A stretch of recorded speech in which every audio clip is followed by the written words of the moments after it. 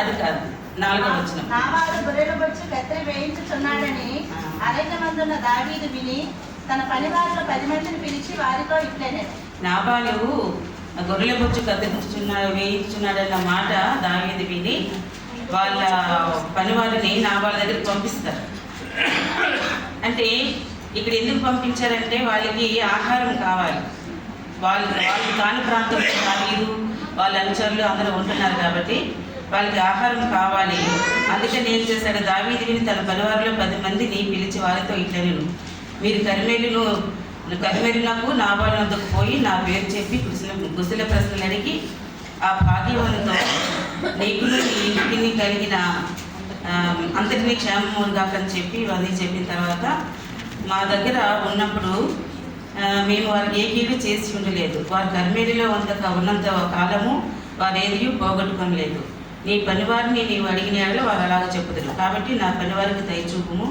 శుభదినమున మేము వచ్చేదిమి కదా, నీకు ఇష్టము వచ్చినట్టు నీ దాసులకును నీ కుమారుల దావీదులకు ఇమ్మని చెప్పి వర్తమానం పంపిస్తారు. దావీదు వాళ్ళ పనివారిని 10 మందిని నాబాల దగ్గరికి పంపించి శుభదినము నేను దగ్గరికి పంపిస్తున్నాము అని అంటారు. ఇక్కడ శుభదినము అంటే వాళ్ళకి ఏంటంటే గొర్రె బొచ్చు కత్తిరించుకునే సమయము.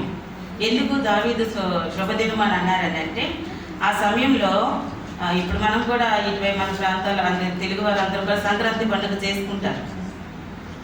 ఎందుకు ఆ పండుగ చేసుకుంటారంటే వాళ్ళ పంట వాళ్ళ చేతికి వస్తుంది. ఆ సమయంలో వారికి ధనము బాగా సమకూరుతుంది. తర్వాత ఆ సమయంలో ఎలాంటి ఆర్థిక ఒడిదుడుకులు కూడా ఉండకుండా సంతోషంతో వాళ్ళు ఉండే అనుకూలమైన పరిస్థితులు అప్పుడు. అలాగే గొర్రె బొచ్చులు కత్తిరించుకునే సమయం కూడా వాళ్ళకి అలాంటిదేనంట. ఆ సమయంలో ఒక ఆదాయం వాళ్ళకి బాగా వస్తుంది. ఆ సమయంలో వాళ్ళందరూ కూడా బాగా అంటే ఎర్నింగ్ అనమాట, డబ్బు బాగా సంపాదించుకుని ఆదాయం బాగా వచ్చే సమయం అది. అందుకని ఆ సమయము శుభదినం అనుకుని దావీదు చెప్తున్నారు. ఇప్పుడు మనకు కూడా పండుగలు చేసుకునే సమయంలో, శుభదినాలు చేసుకునే సమయంలో ఎవరిని వచ్చి మనకు అడిగినప్పుడు మన సంతోషంలో వాళ్ళకి కూడా పాలుభాగస్తులు చేస్తాం. వాళ్ళకి కూడా మనం ఎవరిని వచ్చి అడిగినప్పుడు ఫోన్లో పండుగతో వచ్చారు కదా మనం ఇద్దామన్న మనసు మనకు కూడా ఉంటుంది. అయితే ఇక్కడ దావీదు ఆ పనివారిని పంపించినప్పుడు నాబాలు ఏం చేశాడంటే వాళ్ళని ఎవరు అక్షయ్ కుమార్ ఎవరు, దావీదు ఎవరు, నేను ఎవరు, నాకు ఎవరు తెలియదు పొమ్మని చెప్పి ర్యాష్గా మాట్లాడి పంపించేస్తారు. ఆ విషయం నాబాలు దావీదు పని వాళ్ళు వెళ్ళి దావీదుతో చెప్తారు. నాబాలు పని వాళ్ళు వచ్చి అబిగయీలు ఆ యజమానురాలతో చెప్తారు, అమ్మ ఇలాగా మన యజమానులు ఉన్నారు కదా, వాళ్ళేమో నాబాలు దావీదు పని వాళ్ళు వచ్చినప్పుడు వాళ్ళనేమో తిరిగి పంపించేశారు మూర్ఖంగా మాట్లాడి అని చెప్పినప్పుడు అబిగయీలు వెంటనే అన్నీ సిద్ధం చేసి ఆహార పదార్థాలన్నీ సిద్ధం చేసి తన పని వాళ్ళతో ఒక గాడిద ఎక్కి మరలా దావీదుని ఎదుర్కోవడానికి వెళ్ళి దావీదు అప్పటికే కోపంతో రగిలిపోయి నాబాల్ని చంపడానికి వస్తున్నప్పుడు ఎదురుగా వెళ్ళి తను అక్కడ రిక్వెస్ట్ చేసి తను ఎంతో ప్రాధాయపడినట్టుగా మనకి స్టోరీలో తెలుస్తుంది. అప్పుడు దావీదు కోపం చల్లారుతుంది. ఆ తర్వాత అబిగయీలు వెనక్కి తిరిగి వచ్చిన తర్వాత ఈ నాబాల్ ఏం చేస్తాడంటే ఇంట్లో పార్టీ చేసుకుంటుంది, బాగా మత్తుగా పడి ఉంటాడనమాట. ఆ సమయంలో మరి ఏమీ చెప్పదు, కానీ మళ్ళీ తెల్లవారినప్పుడు అబిగయీలు భర్తతో చెప్తుంది, ఇలాగ దావీదు సైన్యం మీ మీదకి వస్తుంది చంపడానికి అని చెప్పి. నేను వెళ్ళి రిక్వెస్ట్ చేశాను. అతను మళ్ళీ కూల్ అయిపోయి వెళ్ళిపోయినట్టు మొత్తం స్టోరీ అంతా చెప్పినప్పుడు ఆ భయంకి అతనికి గుండె ఆగిపోయినంత పని అవుతుంది.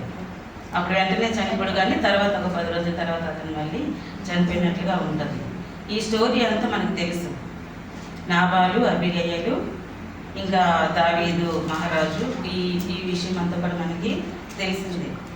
అయితే ఇందులో ఆత్మీయ సత్యాలు ఏమిటి అనేది మనం ఒకసారి దీన్ని మనం చూసుకుంటే, ఎందుకంటే మన బైబిల్లో ఏ కథను మనం చదువుకున్నా లేదంటే ఏ వాక్యాన్ని మనం చదువుకున్నా ప్రతి దాంట్లో మనకు కావాల్సింది ఆత్మీయ పాఠం. మనది వేద పాఠశాల అంటారు కాబట్టి ఇది మనకి ఒక ఆత్మీయ పాఠం మనకు నేర్పించాలి. మనం ఏ వాక్యం చదువుకున్నా ఏ కథ చదువుకున్నా ఆత్మీయ పాఠాన్ని మనం నేర్చుకోవాలి. ఆ నేర్చుకున్న తర్వాత ఆ పాఠాన్ని మన వ్యక్తిగత జీవితంలో దాన్ని ఎలాగ అన్వయించుకుంటున్నాము, ఆ పరిస్థితులు వచ్చినప్పుడు దాన్ని మనం ఎలాగా ఆ వాక్యాన్ని నేర్చుకునే విషయాన్ని మన వ్యక్తిగత ఆత్మీయ స్థితిలో మనం ఎలా దాన్ని ఫాలో అవుతున్నాము అనేది కూడా మనం తెలుసుకోవాలి. పాఠాలను నేర్చుకున్న తర్వాత టెస్ట్లు వస్తాయి కదండి, ఇప్పుడు కూడా మనందరికీ ఎగ్జామ్స్ అవుతున్నాయి. పాఠాలను నేర్చుకున్న తర్వాత మనకి కొన్ని టెస్ట్లు వస్తాయి. ఇప్పుడు మన పరిస్థితి పాఠాలు నేర్చుకునే కాలంలో మనం ఉన్నామా, లేదా టెస్టులు రాసే కాలంలో ఉన్నామా అనేది మనల్ని మనం పరిశీలించుకోవాలి. నాకైతే ఈ సమయం పాఠాలు నేర్చుకునేది కాదు, కానీ టెస్టులు రాస్తున్న సమయంలో నాకు అనిపిస్తుంది. ఎందుకంటే ఎక్కడ చూసినా సరే క్రైస్తవులు ఇప్పుడు విశ్వాసంలో బాగా నిలిచి ఉండవలసిన సమయము మనం ఇప్పుడు చుట్టూ పరిస్థితులు, వాతావరణం అన్నీ కూడా మనం చూస్తున్నాం. కాబట్టి ఇందులో ఉన్న ఆత్మీయ పాఠాన్ని మనం ఒకసారి చూసుకునే ముందు ఇక్కడ మనం బైబిల్లో ఉన్న స్త్రీల కోసం మనకు బాగా తెలుసు. చాలామంది స్త్రీలు ఉన్నారు. అందులో మనం ముఖ్యంగా ఫస్ట్ మనం చెప్పుకునే వాక్యం ఏంటంటే జ్ఞానవంతురాలు తన ఇంటిని కట్టుకొనును. సామెతలు 14లో ఉంటుంది కదా, జ్ఞానవంతురాలు తన ఇంటిని కట్టుకొనునని. బైబిల్లో చాలామంది జ్ఞానవంతురాలు లేని వాళ్ళు మనకు కనిపిస్తారు. కనురాలైన స్త్రీ ఒకరు ఉంటారు, తన బిడ్డను కాపాడుకుంటారు. తర్వాత మిరియాము ఉంటుంది, తన తమ్ముడిని కాపాడుకుంటారు. తర్వాత రాహాబు అనే వేశ్య ఉంటుంది, తన కుటుంబం వారందరినీ కూడా కాపాడుకుంటారు, రక్షించుకుంటారు. ఈ రకంగా మనం చదువుకుంటూ వెళ్తే చాలామంది స్త్రీలు వాళ్ళ కుటుంబాన్ని కాపాడుకొని ఎస్తేరు ఉన్నారు. ఇంక ఇలా చాలామంది మనకు కనిపిస్తుంటారు. వీళ్ళందరూ కూడా వారి దేశాన్ని, వారి కుటుంబాన్ని, వారు సంఘాన్ని కాపాడుకునేవారు చాలామంది మనకి కనిపిస్తారు. కాబట్టి మనకి బైబిల్లో ఈ జ్ఞానం కలిగిన స్త్రీలలో అబిగయీలు కూడా ఒక స్త్రీ అన్నమాట. అయితే ఈ వాక్యాన్ని ఒకవేళ మనం ఆత్మీయ అర్థంలోకి వెళ్ళే ముందు ఎఫెసీ పత్రిక ఒకసారి మనం తీస్తే, ఎఫెసీ పత్రిక 4:29 విలువానికి మేలు కలిగినట్టు అవసరం బట్టి క్షేమాభివృద్ధికరమైన అనుకూల వచనంలో పలుకుడు కానీ దుర్భాష ఏదైనా మీ నోట రానియకుడి. కాబట్టి ఇది ఇప్పుడు మనం ఆత్మీయ సత్యాలు ఏంటో నేర్చుకోవాలని మనం అందరం ఇక్కడికి వచ్చాం. కాబట్టి వినివారికి మేలు కలిగినట్లు క్షేమాభివృద్ధికరమైన మాటలే ఇక్కడ మనకు వినిపించాలి. కాబట్టి దేవుని మనము అడగాలి, దేవా మీ సన్నిధికి వచ్చాం కాబట్టి మాకు అవసరమైన క్షేమాభివృద్ధికరమైన మాటలే మాకు కావాలి దేవా అని మనం అందరం కూడా దేవుని అడగాలి. వినడానికి మన హృదయాన్ని సిద్ధపరచుకోవాలి. మామూలుగా ఒక విషయం ఒక దైవజనులు ఎప్పుడు చెప్పినప్పుడు విన్నాను. సంఘానికి వచ్చిన వాళ్ళట 2 గుంపులు ఉంటారట. ఒక గుంపు ఏమో గొడుగు పట్టుకొని వస్తారట, ఒక గుంపు అద్దం పట్టుకొని వస్తారట. అంటే అది మీకు ఎలా అర్థమైందో కానీ ఇప్పుడు అద్దం మనకు దేని సూచిస్తుందండి? వాక్యాన్ని సూచిస్తుంది. ఇప్పుడు అద్దం మనం చూసుకున్నప్పుడు ఎవరు కనిపిస్తారు? మనమే కనిపిస్తాం. అంటే మనం చూసుకున్నప్పుడు మనలో ఉన్న ముడతలేవో, మనలో ఉన్న మచ్చలేవో, మనలో ఉన్న కళంకం ఏదో, దోషం ఏదో అనేది మనకి కనిపిస్తుంది. ఒక గుంపు అలాంటి వాళ్ళు ఉంటారట, అద్దం పట్టుకొని వచ్చిన వాళ్ళు. అంటే వాక్యం చెప్పినప్పుడు నేనే, నాకే చెప్తున్నారు అన్నట్టుగా ఉంటారు. మరి గొడుగు పట్టుకొని వచ్చిన వాళ్ళ సంగతి ఏంటంటే గొడుగు వేసుకొని కూర్చుంటారట. గొడుగు ఎప్పుడు వేసుకుంటారు? వర్షం పడినప్పుడు వేసుకుంటారు. అంటే ఇప్పుడు గొడుగు పట్టుకొని వచ్చినప్పుడు వర్షం పడితే ఎవరి మీద పడుతుంది? పక్కన ఎవరంటే వాళ్ళ మీద పడుతుంది, కానీ గొడుగు వేసుకున్న వాళ్ళ మీద పడుతుందా? పడదు. అంటే ఇప్పుడు ఒక వాక్యము, ఈ వాక్యము క్షేమాభివృద్ధికరమైందా లేకపోతే కాదా? ఇది నాతో మాట్లాడుతున్నారా? మనం చాలాసార్లు ఏంటంటే మాట్లాడినప్పుడు వాళ్ళకి బాగా తగిలిందిలే, వాళ్ళకి బాగా వచ్చిందిలే వాక్యం అంటున్నాం. అంటే వాళ్ళకి బాగా తగిలిందో, వాళ్ళకి బుద్ధి వచ్చిందో లేదో, కానీ నీవెంతవరకు దాన్ని గ్రహించావనేది మనకు అవసరం.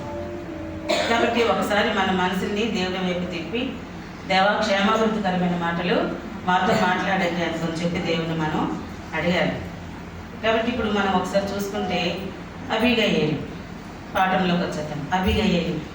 అబిగయీలు అనే పేరుకి అర్థం ఏంటంటే తండ్రి ఆనందము అని అర్థం. తండ్రి యొక్క ఆనందము. ఇది మనకి తెలుగులో అర్థం కాలేదు, కానీ అంటే నేను సెర్చ్ చేసిన దాంట్లో వచ్చింది అబ్ గయీల్ అనే 2 వచనాలు, ఈ 2 పదాల యొక్క కలయిక అనమాట. అబ్ గయీల్ అది హీబ్రూ భాష, హీబ్రూ లాంగ్వేజ్ నుంచి వచ్చింది. అబ్ అంటే తండ్రి. మనం అంటే కదా అబ్బా తండ్రి అని పిలుస్తామని చెప్తాం కదా. అబ్బ అంటే తండ్రి, గయీల్ అంటే రీజాయిస్ లేదంటే ఎగ్జాల్టేషన్, అంటే ఆనందము, తండ్రి యొక్క ఆనందము అని ఇక్కడ అర్థం వస్తుంది. అంటే అబిగయీలు అంటే మనకు అర్థం ఏంటంటే తండ్రి యొక్క ఆనందం అని ఇక్కడ వస్తుంది అనమాట. ఇప్పుడు అబిగయీలు కోసం మనం ఈరోజు చెప్పుకునే అంశంలో ఈ స్టోరీ చదువుతుంటేనే మనకు తెలుస్తుంటుంది. ఇక్కడ 2వ వచనంలో ఉంటుంది, 3వ వచనంలో అతని పేరు నాబాలు, అతని భార్య మీద అబిగయీలు. ఈ స్త్రీ సుబుద్ధి గలదై రూపసి అయి ఉండెను. ఈ స్త్రీ సుబుద్ధి గలదై రూపసి అయి ఉండెను అని ఉంది. అంటే సుబుద్ధి గలదై. మనకి ఈ బైబిల్ గ్రంథంలో చూసుకుంటే, సామెతల గ్రంథంలో చూసుకుంటే, లేదంటే ప్రతి చోట కూడా చాలాసార్లు ఎక్కువగా బుద్ధి విషయమే మాట్లాడి ఉంటుంది. బుద్ధి నేను కావలికాయను అనుకుని ఉంటుంది, లేదంటే బుద్ధి గల కన్యకలు, లేదంటే బుద్ధి లేని కన్యకలు, ఇలా రకరకాల బుద్ధి విషయమే చాలా మాటలు మనకి బైబిల్లో మనం చూస్తుంటాము. ఇక్కడ అబిగయీలు కూడా ఎలా ఉంటాయంటే సుబుద్ధి గల భార్య. ఇప్పుడు కుటుంబంలో భార్యాభర్తలు ఉండేటప్పుడు భార్యలు గుణవతి అయిన భార్య ఉండకపోతే, సుబుద్ధి అయిన భార్య ఉండకపోతే, జ్ఞానం కలిగిన భార్య ఉండకపోతే ఆ కుటుంబం పరిస్థితి ఎలా ఉంటుందో మనకు తెలుసు. కాబట్టి ఇక్కడ అబిగయీలు సుబుద్ధి అయిన భార్య అంటే ఏంటంటే రూపసి అయి ఉండేను అని.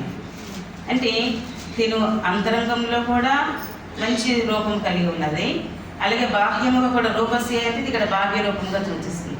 అంటే అంతరంగంలో కానీ బాహ్యంగా కానీ మనం ఎలా చూసుకున్నా సరే సౌందర్యం కలిగిన స్త్రీగా మనకి కనిపిస్తుంది. ఈమె సుబుద్ధి అయిన భార్య. అందుకనే మనకి 1 తిమోతి 2:10 ఉంటుంది, సత్క్రియల చేత మనల్ని మనం అలంకరించుకోవాలి. మనము స్త్రీలు అనేటప్పటికి ఎక్కువగా అందం మీద ఎక్కువగా ప్యాషన్ ఉంటుంది, ఎక్కువగా అందంగా ఉండాలి, లేదంటే అందం తయారవ్వాలి. ఇలాగా అందం కోసం మనం ఎక్కువగా కూడా స్త్రీలు ఎక్కువగా కూడా ప్రయత్నం చేస్తుంటాం ఏదో ఒకటి. అది కాకుండా ఆ అలంకరణ మనకు కాకుండా మనం పైన వేసుకున్న ఈ ఆభరణాలు, ఈ వస్త్రాలు, ఈ అలంకరణ మాత్రమే కాకుండా సత్క్రియలు అనే అలంకరణ మనకు చాలా అవసరం అనుకుని చెప్పి మనం ఒకసారి జ్ఞాపకం చేసుకోవాలి. అంతేకాకుండా సామెతలు 2:11 ఒకసారి తీస్తే బుద్ధి కోసం మనకు ఒకసారి మనం జ్ఞాపకం చేసుకోవాలి.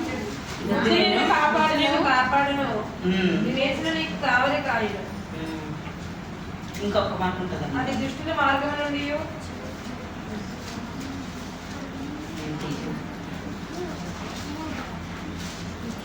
నాలుగు సుబుద్ధి 2:11 బుద్ధి నిన్ను కాపాడును, వివేచన నీకు కావలి కాయను అని వచ్చింది.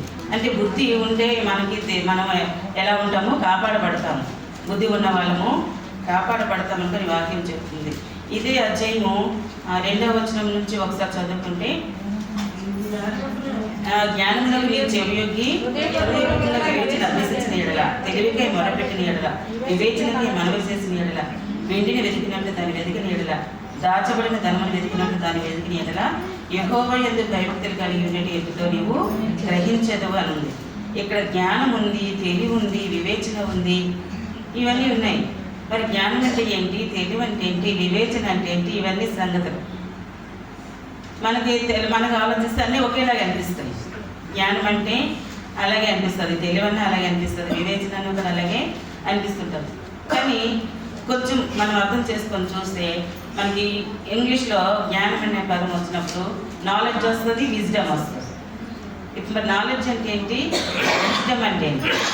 నాలెడ్జ్ అంటే అది మనకి జ్ఞానం అంటాం, విజ్డమ్ అంటే తెలివి అంటాం. మరి తెలివి అంటే ఏంటి, జ్ఞానం అంటే ఏంటి? ఒకసారి మనం దాన్ని స్టడీ చేసినట్లయితే, ఇప్పుడు నేను చెప్పాను అబిగయీలు అనే పదానికి అర్థం అనుకుని చెప్పాను, లేదంటే ఇందులో ఈ వచనాలు ఉన్నాయని చెప్తున్నాను, అవన్నీ కూడా మీకు నేను ఇచ్చి ఇన్ఫర్మేషన్ అవుతుంది. అప్పుడు మీకు కూడా తెలుస్తుంది. ఒక్కోసారి అయ్యారు అడుగుతుంటారు, బైబిల్లో ఎన్ని వచనాలు ఉన్నాయి, లేదంటే ఎన్ని అధ్యాయాలు ఉన్నాయి, ఇలా అడుగుతుంటారు క్వశ్చన్స్. అవన్నీ కూడా ఇన్ఫర్మేషన్ అవుతుంటుంది మనకి. ఎక్కడికక్కడ చాలామంది మనం నిల్చునేటప్పుడు, ఇప్పుడు ఈరోజు వాక్యం చెప్పాలంటే దాన్ని ఎంతో ప్రాక్టీస్ చేసుకొని తెచ్చి మనకి వాక్యం అందిస్తాం. అదంతా కూడా ఇన్ఫర్మేషన్ అవుతుంది, అది జ్ఞానం అవుతుంది. ఇప్పుడు జ్ఞానం కలిగి ఉండడము అని అంటే ఏంటి, ఈ విషయాలన్నీ మనం గ్రహించుకొని తెలుసుకోవడం అనేది జ్ఞానము. మరి తెలివి అంటే ఏంటంటే దాన్ని మనకు అవసరమైనప్పుడు మనం దాన్ని అలాగే అప్లై చేసుకుంటున్నాం ఆయా సందర్భాలు వచ్చినప్పుడు. ఇప్పుడు సపోజ్ లంచ్ తీసుకోకూడదని ఉంటుంది, ఆ పరిస్థితిలో మనం ఉంటాం. తీసుకోకూడదని మనకు తెలిసింది జ్ఞానం అయితే, తీసుకోకుండా అక్కడ దాన్ని ఎలా మేనేజ్ చేయాలో, ఎక్కడ ఆపదలు పడకుండా జాగ్రత్తగా ఉండాలి అనేది మనకి తెలివితేటలతో కూడిన పని. చాక్ ఉంటుంది, నైఫ్ దాంతో కట్ చేయడానికి ఉపయోగిస్తామంటాం, కానీ అది తెలిసిన జ్ఞానం. దాన్ని ఇంకెవరినో పొడి చేయడానికి, మనకి హాని చేసుకోవడానికి ఉపయోగిస్తే అది తెలివి తగ్గుతాను. చాలామంది మనం అలాగంటాం, బుద్ధి లేదా తెలివి లేదా దాన్ని ఎలా ఉపయోగించుకోవాలో తెలియదు అని అంటాం. అంటే ఏంటి, ఉన్న విషయాన్ని, తెలుసుకున్న విషయాన్ని మన నిత్య జీవితంలో మన ఆత్మీయ మెలుగువ ఎలాగైతే మనం కాపాడుకోవాలో దానికి ఉపయోగించుకోవడమే తెలివి. మరి వివేచనకు వచ్చినప్పటికీ ఏమంటున్నారంటే దీన్ని మనం ఎలా అప్లై చేస్తున్నాము తెలుసుకునే విషయాన్ని దీన్ని ఎలా మనం చేస్తున్నాము. అందుకని మనం బల్ల తీసుకున్నప్పుడు కూడా మిమ్మల్ని మీరు పరిశీలించుకోండి అని అంటారు. ఇలాంటివన్నీ మనం గ్రహించడమే మనకి వివేచన. అంటే ఇప్పుడు ఈ స్త్రీ ఎలా ఉన్నదంటే జ్ఞానం కలిగి ఉన్నది, తెలివి కలిగి ఉన్నది, వివేచన కలిగి కూడా ఉన్నది. కాబట్టి జ్ఞానం మనం సంపాదించుకోవాలి.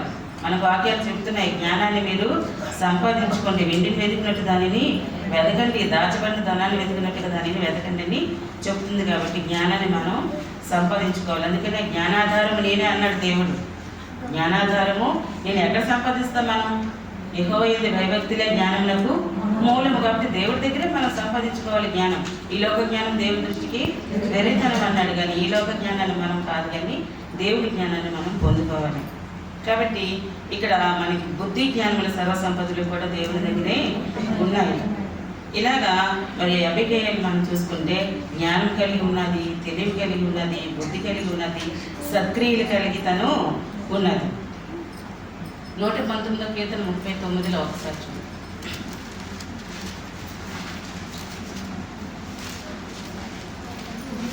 ఈ న్యాయ విధులు ఉత్తమములు, నాకు భయము పుట్టించుచున్న నా అవమానము కొట్టివేయుము. 34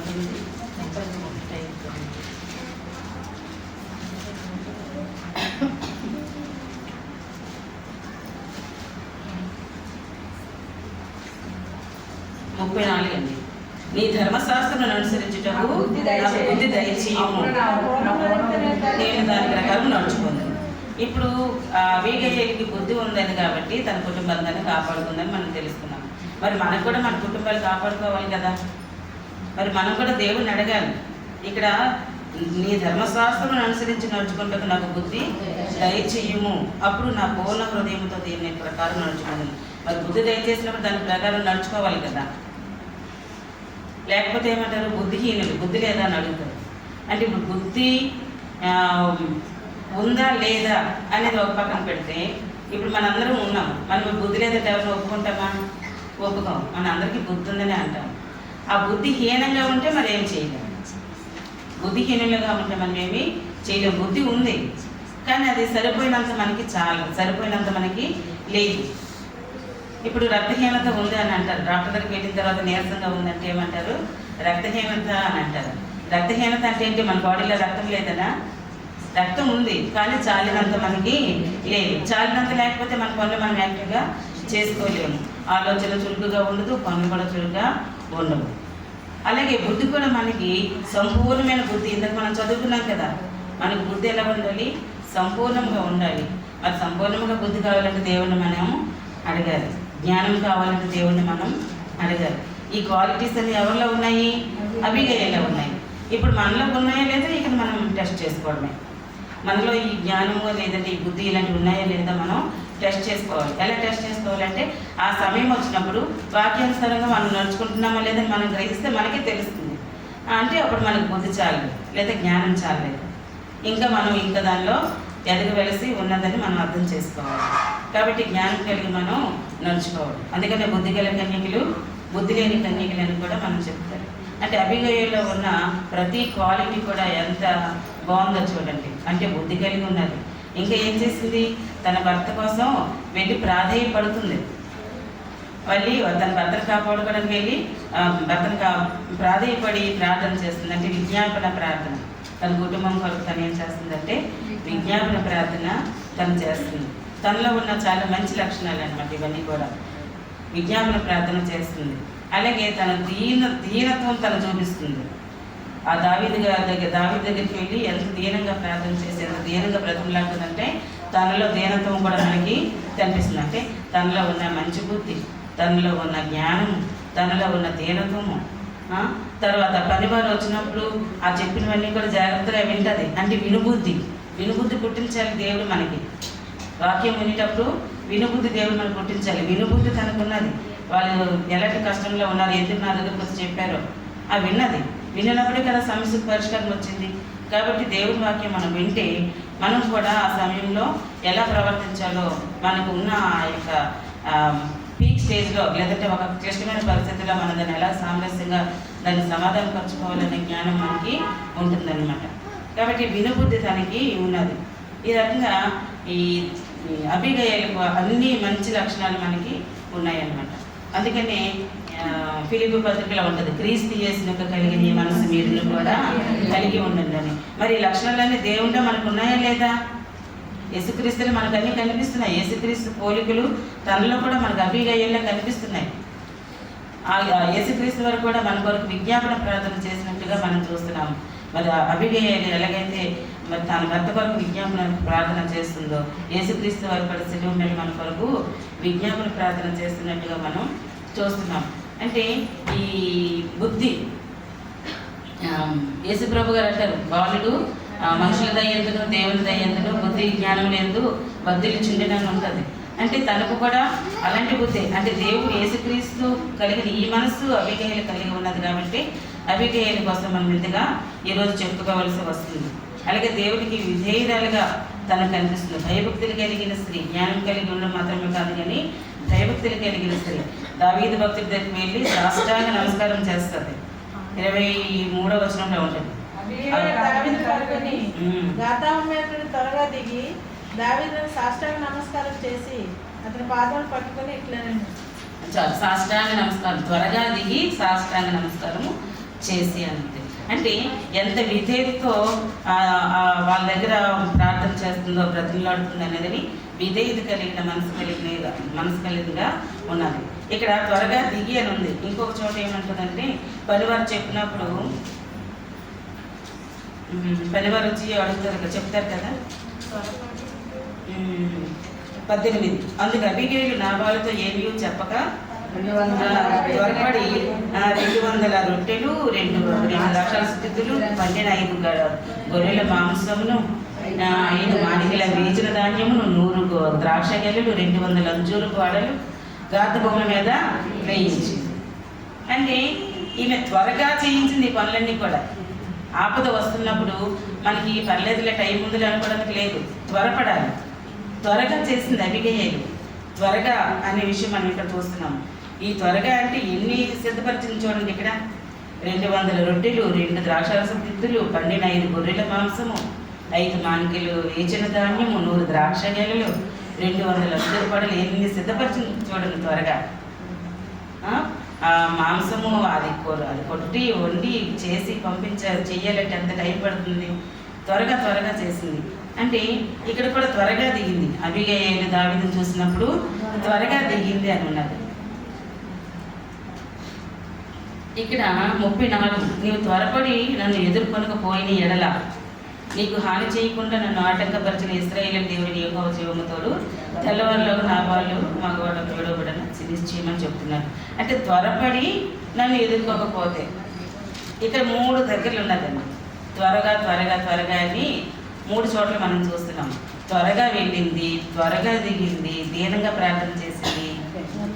తన భర్తను రక్షించుకునేటప్పుడు నాబాలు చెప్తున్న విషయం అంటే నువ్వు త్వరపడకపోతే. ఇప్పుడు ఈ రోజుల్లో కూడా మరి దేవుని రాకడ సమీపమవుతున్న దినాల్లో మనం చూస్తున్నాం. అలాంటి పరిస్థితులే మనకు అన్ని ఎదురవుతున్నాయి. మరి ఇప్పుడు మనం త్వరపడాలి కదా. త్వరపడే గుణం అనుకున్నదా లేదా ఒకసారి మనం జ్ఞాపకం చేసుకోవాలి. అంటే ఇది అబిగయలు యొక్క చురుకుతనం కూడా మనకి కనిపిస్తుంది. అంటారు కదా, హెబ్రీ స్త్రీలు చురుకైన వారు అనుకుని మనకు ఉంటుంది అందులో.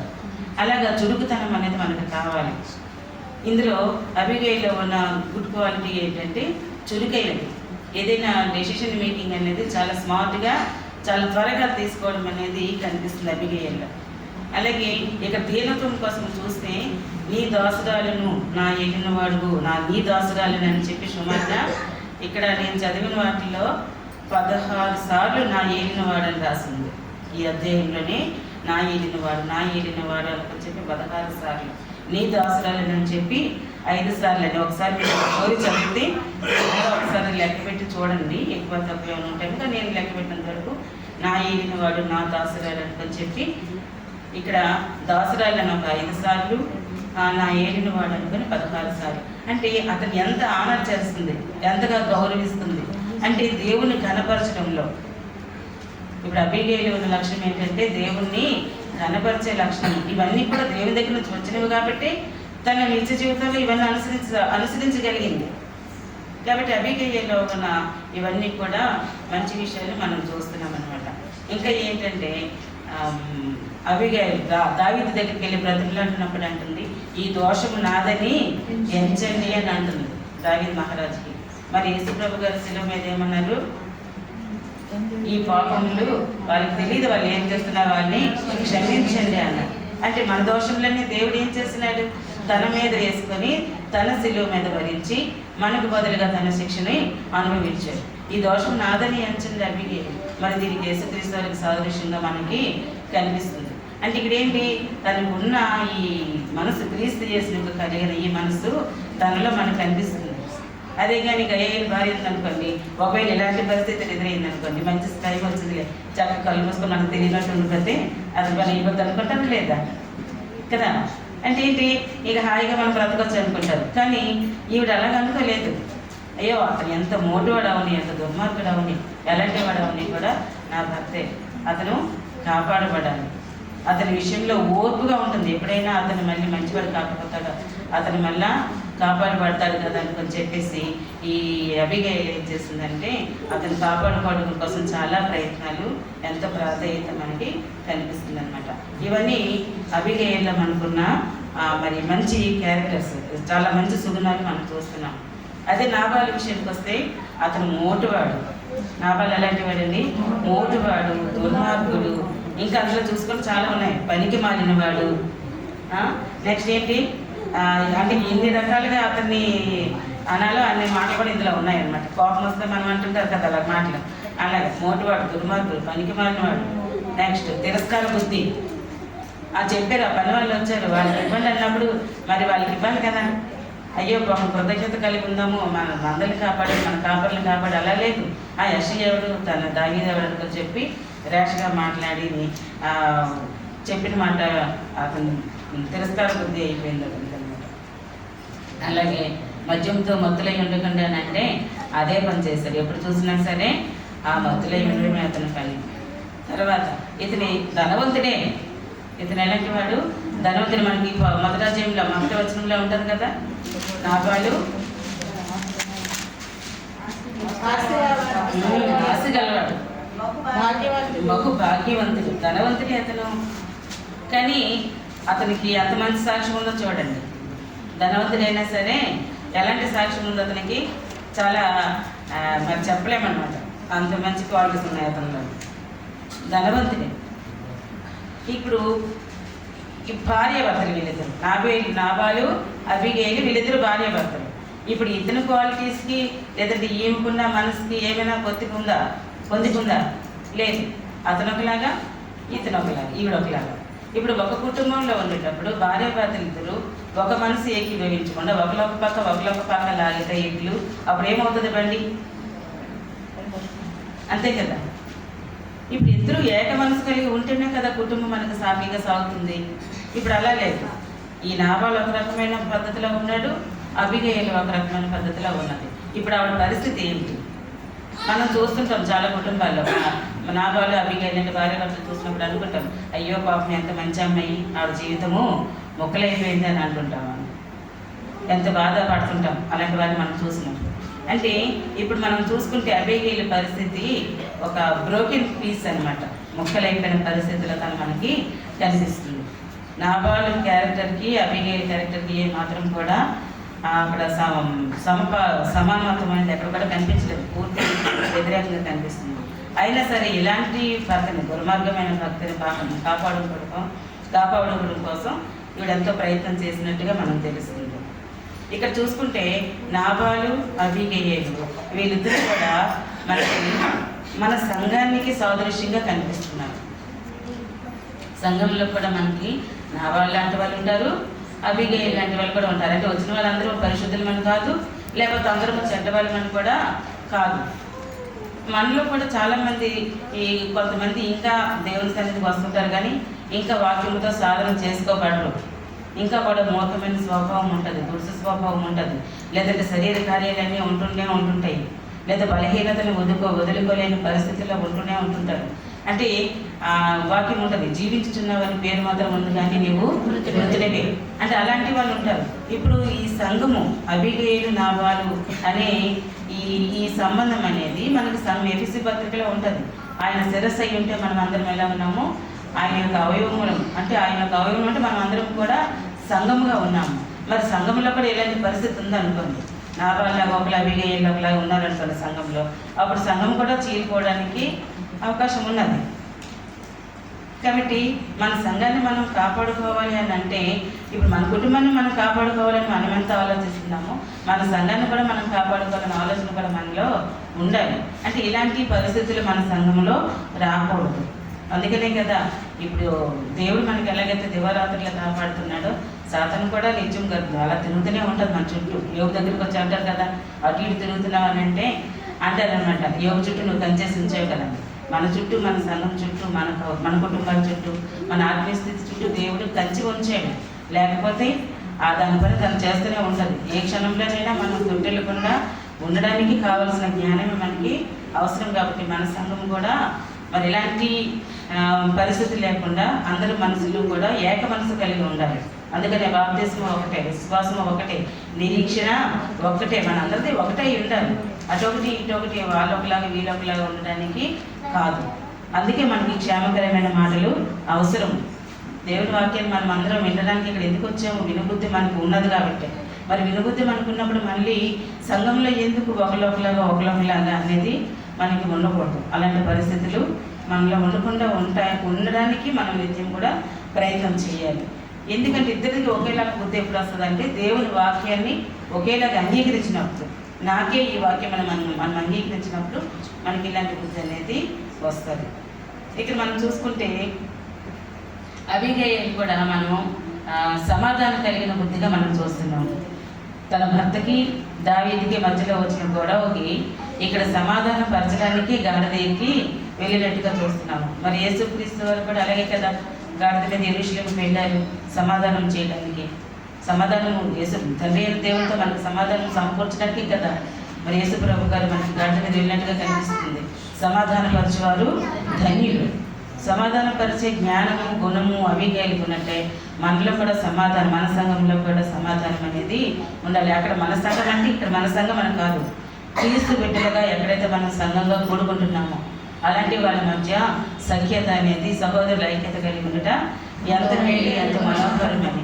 ఇలాంటి సఖ్యత మన సంఘాలలో అంటే క్రీస్తుని కలిగిన జనాంగంలో ఇక్కడ కూడుకున్నామని మన సంఘం అని కాదు, సార్వత్రిక సంఘాలు అంటే క్రీస్తునికి ధరించుకున్న ప్రతి విశ్వాసి కూడా మరొక విశ్వాసతో సమాధానం కలిగి ఉండాలి. మరొక విశ్వాస దగ్గర తగ్గింపు కలిగి ఉండాలి. మరొక విశ్వాస దగ్గర వాళ్ళు కనపరిచేవారుగా ఉండాలి.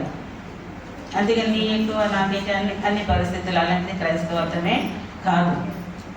అబిగయలో ఉన్న ఇలాంటి మంచి లక్షణాలు అందరిలో ఉంటాయి. క్రైస్తవులు అనబడే వారు అందరిలో ఉంటే ఈ క్రైస్తవం అనేది మనకి సాఫీగా ఉంటుంది. లేదంటే అన్యులు మనల్ని దూషిస్తారు, మీరే కదా ఇలా చేస్తున్నారు, మీరే కదా ఇలా చేస్తున్నారంటే మరి దేవుడు బాధపడతారు. మిమ్మల్ని బట్టే కదా నా నామము అన్ని జనుల మీద దూషించబడుతుందని అంటారు. మరి ఇంతగా దేవుడు మనకు మేలు చేశాడు. నాబాలు ఎంత మేలు చేయాలి, దావీదు అంత మేలు చేశాడు నాబాలకి, తన కాపరులకి, తన గొర్రెలకి ఎంతగా కాపలా కాసి అక్కడ మంచి కాపరిగా మనకి దావీదు కనిపిస్తున్నారు. మరి అందుకే దావీదు తనని కాచినప్పుడు మరి కృతజ్ఞత కలిగి ఉండాలి. నాబాలకి కృతజ్ఞత లేదు. మరి మనమందరము చేరాము సంఘంలో, మరి మనకు కృతజ్ఞత ఎంతవరకు మనం దేవుడి పట్ల చూపిస్తున్నాము, దేవుడు మనల్ని ఏం అడుగుతున్నాడు అనేది మనం జ్ఞాపకం చేసుకోవాలి. మరి దావీదు అడిగినప్పుడు తను తిరస్కరించి పంపించేశాడు, నాకు తెలియదు, మీరు ఎవరో తెలియదు, కొండనుకొని పంపించాడు. ఇప్పుడు దేవుడు మనల్ని కూడా అడుగుతున్నారు కదా, ఏమడిగాడు? న్యాయం కలిగి ఉండండి, న్యాయంగా నడుచుకోండి, కనికరాన్ని ప్రేమించండి, దేవుని ఎదుట పరిశుద్ధంగా ప్రవర్తించండి అని అడుగుతున్నాడు దేవుడు. అందుకంటే ఇంకేం అడిగాడు దేవుడు మనల్ని? అదే కదా వాక్యం చెప్తుంది, మీకా గ్రంథంలో ఉంటుంది, ద్వితీయోపదేశకాలంలో ఏముంటుంది? నా మాటల్ని శ్రద్ధగా వినండి అని అంటుంది.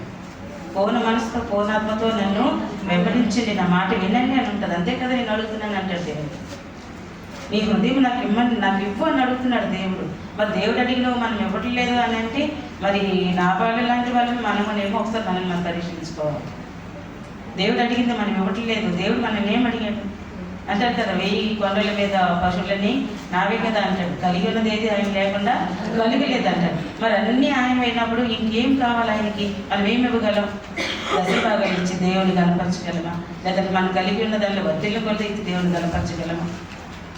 లేకపోతే ఏమి ఇవ్వగలం? మన హృదయాన్ని దేవుడు అడుగుతున్నాడు. సత్క్రియలకి చెయ్యండి అని అడుగుతున్నాడు. సత్క్రియలు చెయ్యండి అనేది గొప్ప కాదు కదా. మరి అవే మనం చేయలేకపోతున్నాము. మరి ఇంకప్పుడు మనలో ఇంకా నాబాలు ఉన్నాడా, లేకపోతే దావీదు స్వభావం అబిగేలు స్వభావం మనలో ఉందా, నాబాలు స్వభావం మనలో ఉన్నదా అనేది మనం పరిశీలించుకోవాలి. కాబట్టి ఈ సమాధానపరిచే స్వభావం అనేది అబిగేలులో ఉన్నట్టే మన సంఘంలో కూడా మనలో మనకి సమాధానం కలిగి మనం ఉండాలి. అలాగే అబిగేలు ఏం చేసింది? అర్పణలు తీసుకొని వచ్చింది. ఇప్పుడు అడిగినప్పుడు దేవుడు మనకి అర్పణం మనం అర్పించాలి. యేసుక్రీస్తు వారు కూడా మన కొరకు బలిగా అర్పణముగా చేయబడ్డారు. ఎఫెసీ పత్రికలో ఉంటుంది. ఆయన మన కొరకు అర్పణముగాను బలిగాను చేయబడ్డారు. మరి అబిగేలు తనకు అర్పణ తీసుకొచ్చిందనేది ఇక్కడ మనం సౌదర్శంగా తెలుసుకోవాలి. ఈ శిలువ ధ్యానంలో మనం నేర్చుకున్నవే. ఇక్కడ చేర్చబడుట, చిగురించబడుట అంటే ఏంటంటే దేవునికి మనం సమర్పించుకోవాలి. సమర్పణ జీవితం. ఇప్పుడు మనం 40 రోజులు వచ్చి కూర్చుంటున్నాం అని అంటే ఇంకా ఎంతవరకు మనము రెక్టిఫై చేయగలం మనం ఎంతవరకు దాన్ని సరి చేసుకోగలిగాం అనేది మనం జ్ఞాపకం చేసుకోవాలి. అందుకని యేసుక్రీస్తు వారి పోలికలన్నీ కూడా, సుగుణాలన్నీ కూడా అబిగేలులో మనం చూస్తున్నాం. దావీదు నాబాలు అనిపిస్తే గుణాలు ఇంకా మనలో ఉన్నాయా, లేదంటే అబిగేలులాగా మనం ఇంకా సంపూర్ణంగా అన్ని విషయాల్లో మనం పర్ఫెక్ట్గా ఉన్నామనేది అది ఇప్పుడు తేల్చుకోవాల్సింది కాదు. కానీ ప్రతిదినము నూతనపరచుకోవాలి, ప్రతిదినము నలుగు కట్టుబడుకోవాలి, ప్రతిదినము మనల్ని మనం పరీక్షించుకోవాలి. వాక్యం ద్వారా మనల్ని మనం పరీక్షించుకున్నప్పుడే ఇక్కడ మనకు కనిపిస్తుంది. అబిగేలు అంతగా ప్రార్థన చేసింది కాబట్టి దాన్ని తన భర్తని తను కాపాడుకోగలిగింది. హెబ్రీ పత్రికలో యేసుక్రీస్తు చేసిన ప్రార్థన ఉంటుంది.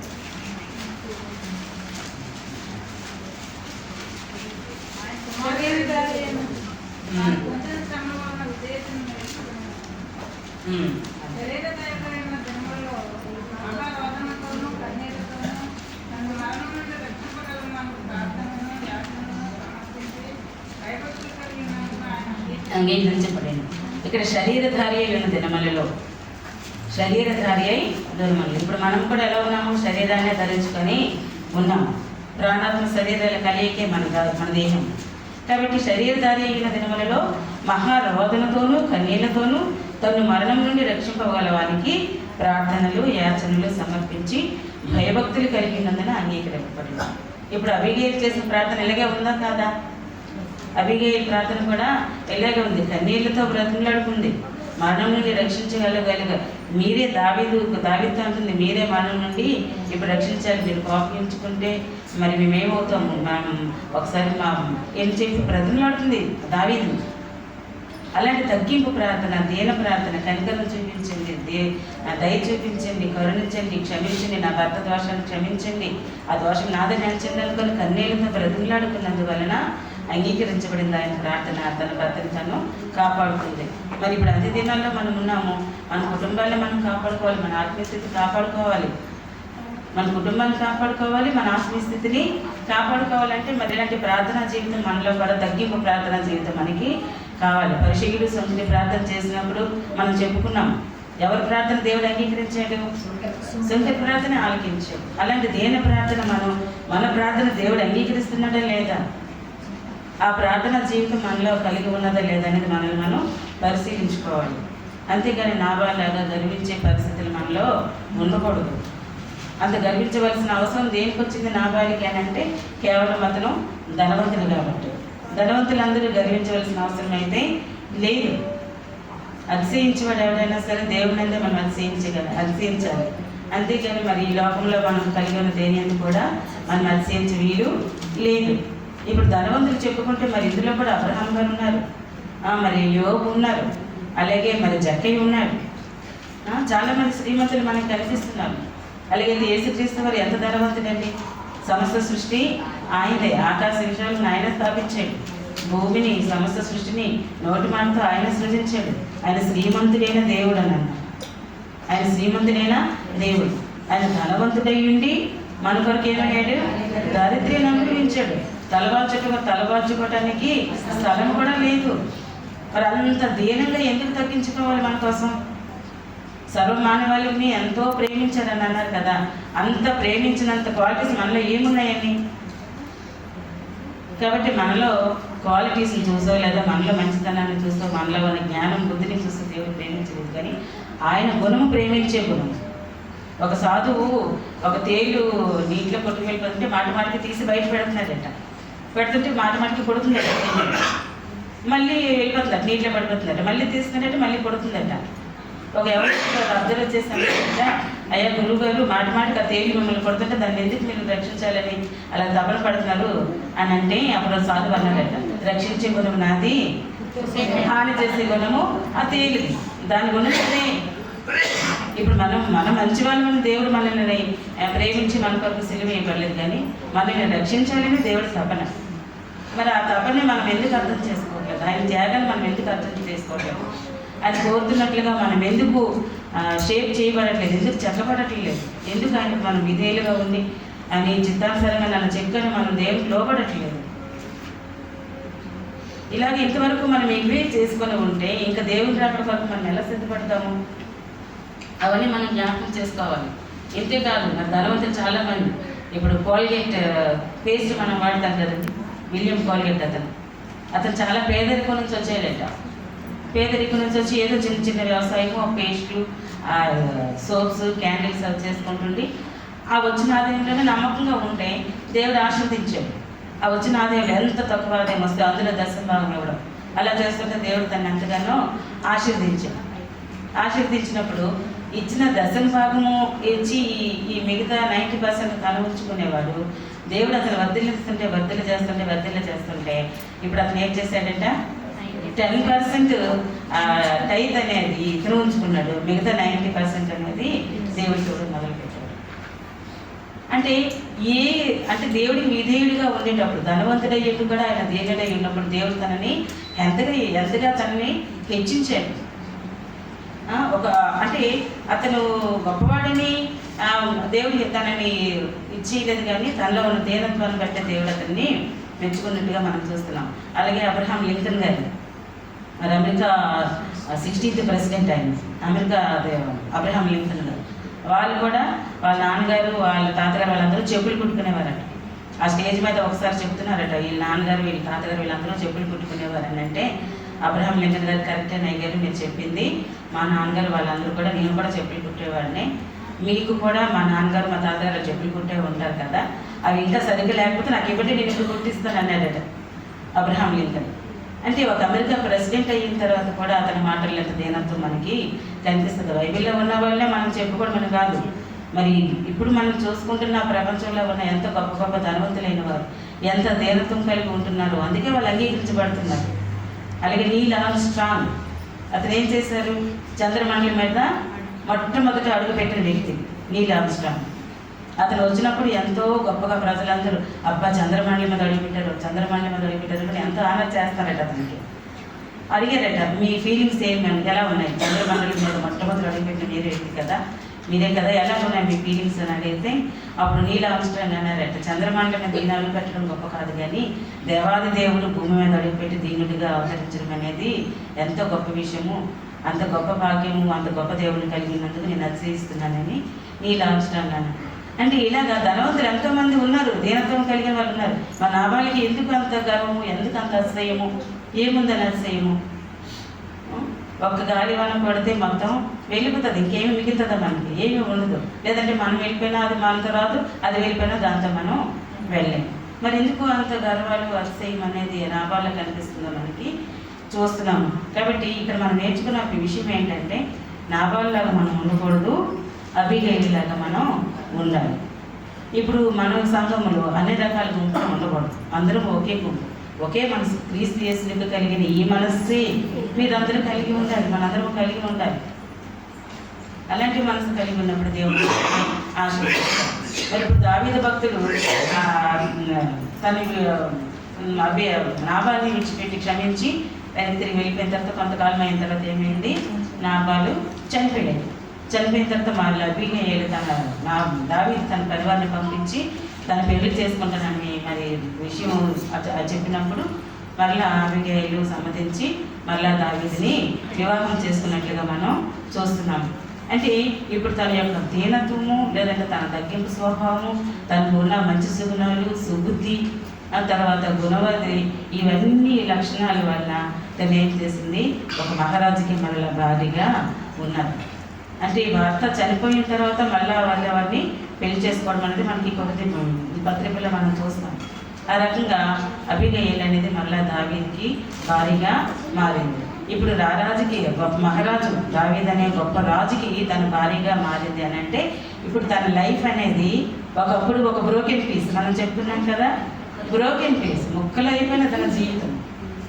తన యొక్క ఆత్మీయ స్థితిని కాపాడుకోవడం వల్ల తన బుద్ధి, తన జ్ఞానము, తన వివేచన, ఇవన్నీ సరైన దేవుని లక్షణాలు కలిగి ఉండడం వల్ల ఒక మాస్టర్ పీస్గా తన జీవితాన్ని తను మలుచుకోగలిగింది అనమాట. అంటే తన జీవితాన్ని మలుచుకోవడం అనేది ఆడవాళ్ళు లేదంటే మన కుటుంబాలు మలుచుకోవడం అనేది ఇప్పుడు మన చేతుల్లోనే ఉంటుంది, కేవలము దేవుని యందు విధేయత చూపించడం వలన. అలాగని గయ్యాలైన భర్తలు ఉంటారు, భార్యలు ఉంటారు. భర్తలు తన కుటుంబాన్ని కాపాడుకునే బాధ్యత భర్తలు కూడా ఉంటారు. దేవుని విధేయులుగా ఉంటే తన భార్యల ప్రవర్తనని రాబట్టుకోవచ్చు. భర్తలు భార్యలు విధేయులుగా ఉంటే తన భర్తల ప్రవర్తనని రాబట్టుకోవచ్చు. ఇలాగా మన కుటుంబాలు మనం కాపాడుకోవాలి. కుటుంబాలు కాపాడుతున్నామంటే ఆటోమేటిక్గా మన సంఘం కూడా అలాగే ఉంటుంది. భర్త భార్య ఒకేలాంటి యాటిట్యూడ్తో ఉన్నారనుకోండి, సంఘంలో మనమే కదా ఉన్నాము, అప్పుడు మనమందరం ఒకేలాంటి ఆలోచన విధానంతో ఉంటాము. కాబట్టి ఈ రకంగా మన కుటుంబాన్ని మనం కాపాడుకోవాలి. ప్రకటన గ్రంథంలో 19 ప్రకటన గ్రంథం 19 అధ్యాయము 8-9 వచ్చినాయి. మరియు ఆమె ధరించుకున్నటకు 6వ వచనం నుంచి వస్తాయి. అప్పుడు గొప్ప సమూహము శబ్దమును, విస్తారమైన జలముల శబ్దమును, బలమైన ఉరుముల శబ్దమును పోలిన యొక్క స్వరము, సర్వాధికారియు ప్రభువునకు మన దేవుడు ఏలుచున్నాడు, ఆయనను స్తుతించుడి. గొర్రెపిల్ల వివాహోత్సవ సమయం వచ్చినది, ఆయన భార్య తను తాను సిద్ధపరచుకొని ఉన్నది కనుక మనము సంతోషపడి ఉత్సహించి ఆయనను మహిమపరచదమని చెప్పగా వింటిని. మరియు ఆమె ధరించుకుంటకు ప్రకాశములను నిర్మలమైన సన్నపు నారబట్టలు ఆమె గీయబడిన, అవి పరిశుద్ధుల నీతి క్రియలు. పరిశుద్ధుల నీతి క్రియలు, ఆమె నీతి క్రియలు జరిగించింది కాబట్టి రాజుగారు మరలా తనని వివాహం చేసుకున్నారు. ఇప్పుడు ఇక్కడ మన ప్రకటన గ్రంథంలో చదివిన ఈ వివాహ మహోత్సవం అనేది రాకడ సమయంలో మనకి రెండవ రాకడ సమయాన్ని మనకి సూచిస్తుంది. వరుడిగా మరి దేవుడు వచ్చినప్పుడు వధువుగా మన సంఘము సిద్ధపడాలి. ఇక్కడ మనం నేర్చుకున్న వాక్యం అదే, సిద్ధపాటు. వధువుగా మనము సిద్ధపడాలి. సంఘాన్ని వధువుతో పోల్చుకున్నారు కదా, భగవద్గీతలో ఉంటుంది, శూలమితి సంఘం. ఈ సంఘము వధువు సంఘం. వధువు సంఘముగా మనం సిద్ధపడాలి అని అంటే ఇంకా మనం మూలపాఠాల్లో నేర్చుకొని ఉంటుంటే ఇంకా సిద్ధపాటు మనకి ఎప్పుడు వస్తుంది? బుద్ధిగల కన్యకులు, బుద్ధి లేని కన్యకులు వెళ్ళిపోతున్నారు హ్యాపీగా. కానీ ఎప్పుడు వచ్చింది? ఆ గేట్ వరకు వచ్చినప్పుడు అప్పుడు తెలిసింది, అయ్యో మన నూనెల్లో మా సిద్ధుల్లో నూనె లేదని అప్పుడు తెలిసింది విషయం. అంతవరకు బుద్ధి లేని కన్యకులు మాకు చాలా బుద్ధి ఉందనుకున్న ప్రయాణమే వెళ్ళిపోయేది బుద్ధిగల కన్యకులతో. అప్పుడు ఎంపీ అయిపోయింది, వాళ్ళు ఇంకా బయటికి త్రోసివేయబడ్డారు. ఇప్పుడు మన ప్రయాణం కూడా, మన ఆత్మీయ ప్రయాణం కూడా అలాగే ఉంది. వెళ్తున్నాం మనం, ఇదిగో దేవుడి రాకడ వచ్చేస్తుంది కొంతకాలంలో. మరి ఎప్పుడు వస్తుందో మనకి తెలియదు. దొంగ వచ్చినట్టు వస్తారన్నారు కదా, అది ఎంత దూరంలో ఉందో ఎంత దగ్గరలో ఉందో మనకు తెలియదు.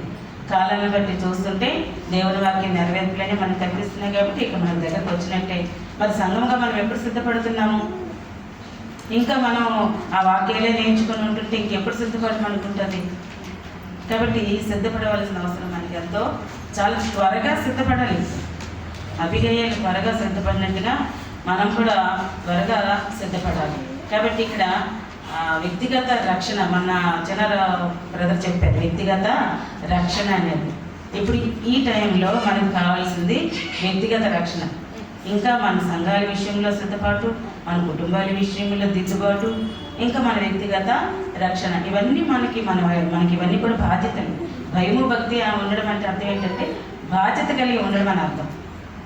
ఇప్పుడు భయభక్తులు కలిగి ఉన్నాయి. భయం అంటే ఏంటి? బాధ్యత. భక్తి అంటే ఏంటి? మోకాలేసి 24 గంటలు ప్రార్థన చేసేస్తే భక్తి అయిపోతుందా? లేదంటే భయం అంటే ఏంటి? అక్కడ భయం అంటే ఏంటి? పలానా పని అది తప్పు అని మనకు తెలిసింది, వాక్యానుసారంగా ఇది తప్పు అని తెలిసినప్పుడు దాన్ని చేయకుండా ఉండాలి దేవుడికి భయపడి.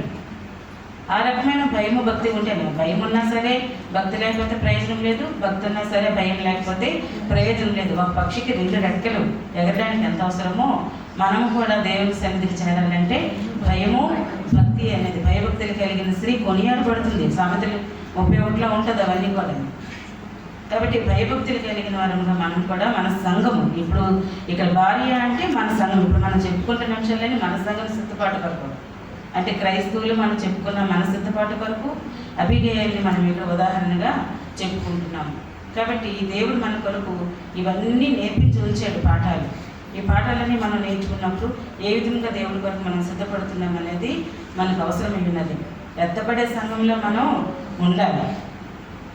సునీత విలియమ్స్ గారు మరి స్పేస్లోకి వెళ్ళారు, 9 నెలలు ఆ స్పేస్లో ఉండిపోయి మళ్ళీ వచ్చినప్పుడు ఆమె కోసం ఎంతో ఘనంగా చెప్పుకున్నారు ప్రపంచమంతా కూడా. సునీత విలియమ్స్ వెళ్ళి ఆ స్పేస్లో 9 నెలలు ఉండి వచ్చారు అని. ఎందుకు అంత గొప్పగా తన కోసం చెప్పుకున్నారంటే, మన సామాన్య ప్రజలు కానీ లేదంటే ఈ ప్రజలు మన దేశంలో కానీ లేదంటే ప్రకార దేశాల్లో కానీ ఏ దేశంలో కూడా వెళ్ళలేదు, తన ఒక్కటే వెళ్ళారు.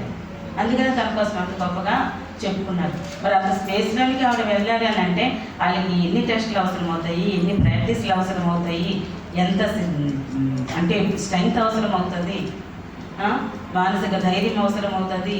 ఇవన్నీ కూడా తను కలిగి ఉన్నది కాబట్టి స్పేస్లోకి వెళ్ళగలిగారు. ఆవిడ వెళ్ళగలిగారు కాబట్టి కొనియాడబడగలిగారు. అందరి దగ్గర కూడా అబ్బా సునీత విలియమ్స్ గ్రేట్ అనుకుని అందరూ కూడా అన్నారు. ఇప్పుడు అబిగయల్ని మనం గ్రేట్ అంటున్నాం, గొప్ప అంటున్నాం.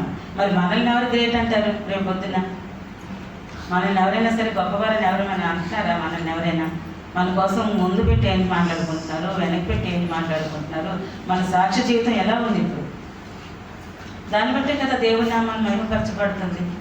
మన సాక్ష్య జీవితం బట్టే కదా సంఘము ఉన్న సాక్ష్యం బట్టే కదా దేవుని నామం కనపరచబడతారు. కాబట్టి దేవుని నామం కనపరచబడాలని అంటే మనం ఇలాంటి క్వాలిటీస్ అన్ని కూడా కలిగి ఉండి మన సంఘం సిద్ధపాటు కావాలి. వ్యక్తిగతంగా మన రక్షణ మనం కాపాడుకోవాలి, మన కుటుంబాన్ని కాపాడుకోవాలి. ఇవన్నీ మన బాధ్యతలు. దేవుని దగ్గర సమీపమవుతున్నప్పుడు ఇవన్నీ కూడా మన బాధ్యతలు కాబట్టి తెలియజేస్తున్నాయి. కాబట్టి ఎఫెసీ 4:14-16 వచనాలు ఒకసారి. అందువలన మనం ఇక మీదట పసిపిల్లలమై ఉండి మనుషుల మాయోపయోగం చేత వంచనతోనూ తప్పు మార్గములకు లాగుయుక్తితోనూ గాలి కొట్టుకొని పోవునట్లు కల్పింపబడిన ప్రతి ఉపదేశమునకు ఇటు అటు కొట్టుకొని పోవచ్చు అలల చేత ఎగురు కొట్టబడిన వారమైనట్లుగా ప్రేమ కలిగి సత్యము చెప్పుచు క్రీస్తు వలె ఉండుటకు మనల్ని విషయములో మనం అన్ని విషయంలో ఎదుగుదామని ఉంటాం. అంటే ఇక్కడ మనము అంటే ఇక్కడ ఎవరు? సంఘం. అంటే సంఘం ఎదగాలి అనేది దేవుని ఆశ. సంఘములో క్షేమాభివృద్ధి కావాలి. ఎఫెసీ పత్రికలోనే ఉంటుంది, సంఘం యొక్క క్షేమాభివృద్ధి కోసం ఉంటుంది.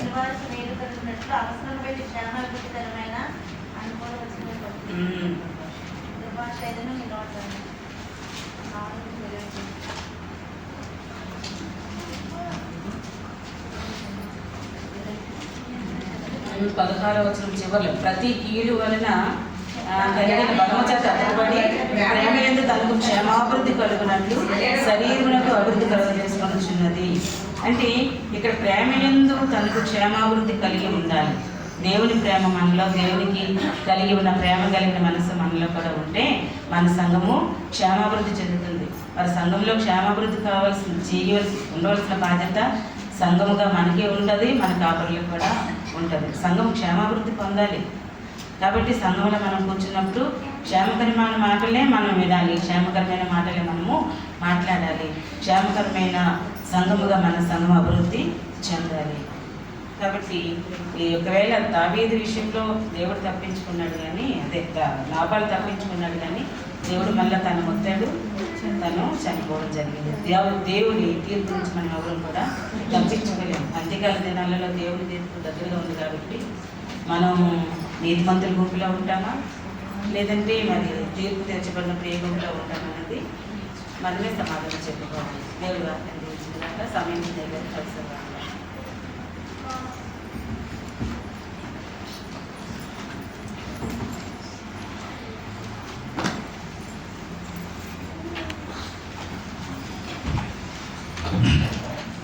మంచి దిన వర్తమానాన్ని బట్టి